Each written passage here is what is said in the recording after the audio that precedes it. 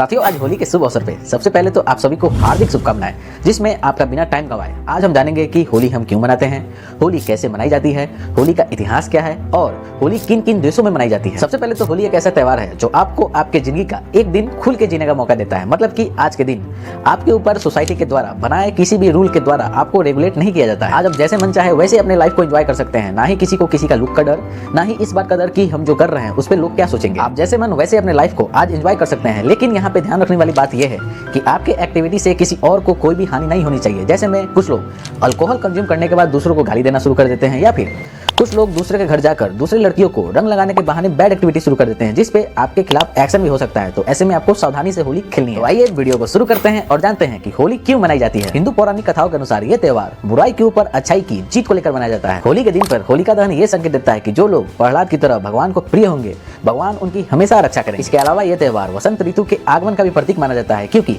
Nature जो होता है वो अपने पुरानी चादर को हटाकर नया चादर ओढ़ना शुरू कर देता है। अब बात करें कि होली कैसे मनाई जाती है, तो सबसे पहले तो लोग एक दूसरे को रंग और गुलाल लगाते हैं। उसके बाद एक दूसरे को मिठाई खिलाकर मुंह भी मीठा करते हैं। साथ ही कहीं सूखी होली तो कहीं गीली होली और कहीं कहीं तो फूलों की होली खेली जाती है। लेकिन इन सब के बीच लठमार होली, जो कि उत्तर प्रदेश के बरसाना में खेली जाती है, वो लोगों को सबसे ज्यादा अपने तरफ अट्रैक्ट करता है। साथियों, कई सारे लोगों के मन में होली के इतिहास को लेकर भी कई सवाल होते हैं, जिसके अंदर कई पौराणिक कथाएं इस दिन से जुड़ी हुई है, जिनमें से एक कथा प्रहलाद और होलिका से रिलेटेड है। आपको बता दें कि बहुत समय पहले एक राजा हुआ करता था जिसका नाम हिरण्यकश्यप था।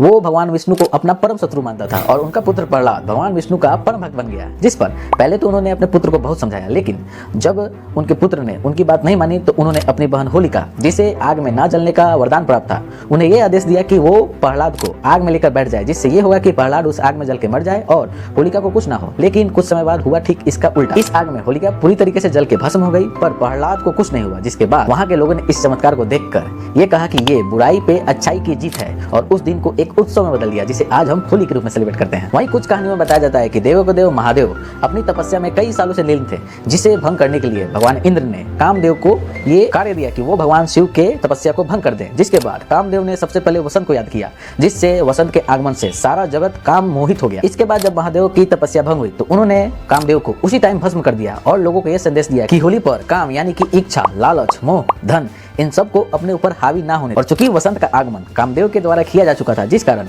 इस दिन को वसंत ऋतु के आगमन का प्रतीक माना जाने लगा और उस टाइम के लोगों के द्वारा इसे सेलिब्रेट किया जाने लगा। वहीं तीसरा कहानी भगवान कृष्ण के बाल रूप को बताया जाता है।